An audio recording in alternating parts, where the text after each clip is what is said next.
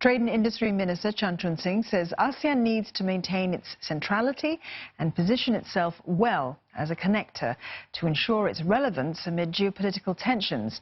Deborah Wong with the story. The greater the interdependency among countries, the smaller the conflict becomes. This was the underlying message at the 12th ASEAN and Asia Forum, as issues such as upturned supply chains and fragmented connectivity, both consequences of the US-China trade war, took center stage. But Mr. Chan said ASEAN also needs to be mindful of other hotspots, which come in the wake of tensions between the two global giants. There are many other hotspots that are springing up across the world, because the larger system is also fraying. Many people will then decide that maybe they will be better having alternative regional orders, and that would add to the fragmentation of the global economy.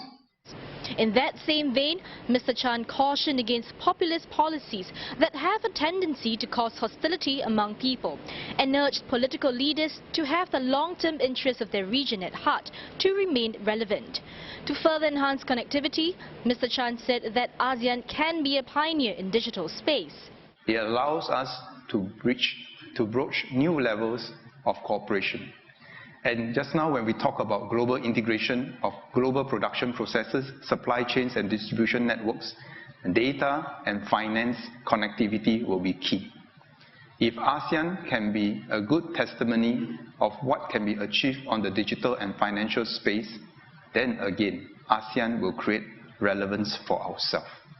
Mr. Chan also said that the region has come up with an aggressive timeline for multilateral trade deals such as the Regional Comprehensive Economic Partnership. Now, the ministers had at a meeting in China expressed confidence that talks can conclude by the end of the year.